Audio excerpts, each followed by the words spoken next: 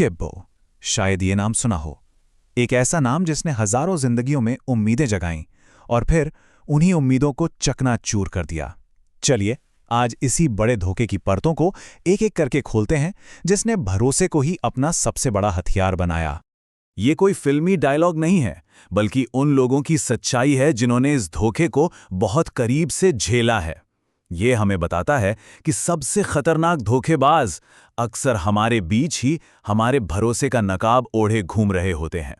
तो आखिर कौन था इस पूरे खेल का मास्टरमाइंड? ये कहानी है एक ऐसे शख्स की जो देखने में तो एकदम आम इंसान लगता था, पर जिसके इरादे बेहद शातिर और खतरनाक थे।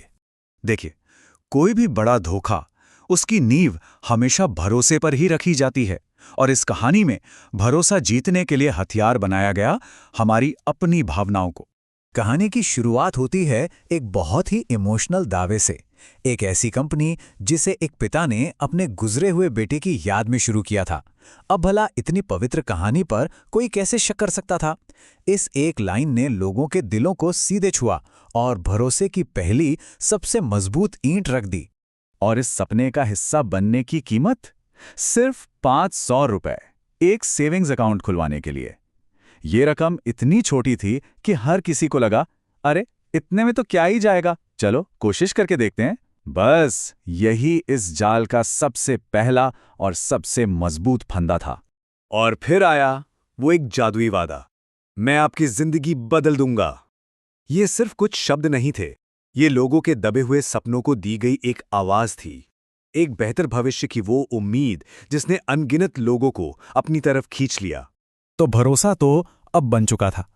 अब बारी थी उस भरोसे को पूरी तरह से भुनाने की, मतलब कैश करने की। देखिए, शुरुआत हुई 500 रुपए के एक मामूली से अकाउंट से, लेकिन ये तो बस एक छोटा सा दरवाजा था। इसके बाद एनएनटी अकाउंट, फिर एजुकेशन अकाउंट, फिर माई नीड्स कूपन। ये एक ऐसा चक्रव्यूह रचा गया जिसमें लोग जितना निकलने की कोशिश करते, उतना ही और गहरे धंसते चले जाते। और हर नए कदम पर बस एक ही मंत्र था, थोड़ा और इन्वेस्ट कीजिए, रिटर्न बहुत ज्यादा मिलेगा। ये लालच और उम्मीद का एक ऐसा कॉकटेल था जिसके सामने लोगों को अपनी मेहनत की कमाई भी छोटी लगने लगी थी। अब लोगों को छोटे मोटे फायदों से ऊपर उठाना था, उन्हें एक बहुत बड़े आलीशान सपने का हिस्सा बनाना था, और इसके लिए वादों का एक पूरा साम्राज्य खड़ा कर दिया गया। मतलब वादों की लिस्ट देखिए जरा। QLED टीवी से लेकर जमीन के प्लॉट तक, चार्जिंग स्टेशन की डीलरशिप से लेकर रोबोटिक गोल्ड माइनिंग तक। ये लिस्ट जितनी लंबी थी उतनी ही अविश्वसनीय भी, लेकिन इसे इतने भरोसे के साथ बेचा गया कि ये छलावा भी हकीकत लगने लगा। और इस पूरे धोखे को मॉडर्न बनाने के लिए टेक्नोलॉजी का एक नकाब ओढ़ लिया गया। चमचमाती वेबसाइट्स, फर्जी क्रिप्टो एक्सचेंज और ऐसे डिजिटल कॉइन्स जिनकी असल में कोई कीमत ही नहीं थी।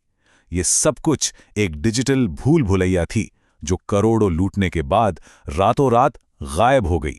तो जब वादे खोखले साबित होने लगे और लोगों ने सवाल पूछने शुरू किए, तब क्या हुआ? चलिए अब इस नाटक से भी पर्दा उठाते हैं। एक तरफ कैमरे के सामने तबीयत खराब होने का, लाचार होने का ड्रामा, और दूसरी तरफ पर्दे के पीछे फर्जी ट्रेडिंग के लिए दर्जनों लोग काम पर रखे गए, वकील खरीदे गए और पुलिस को मैनेज किया गया।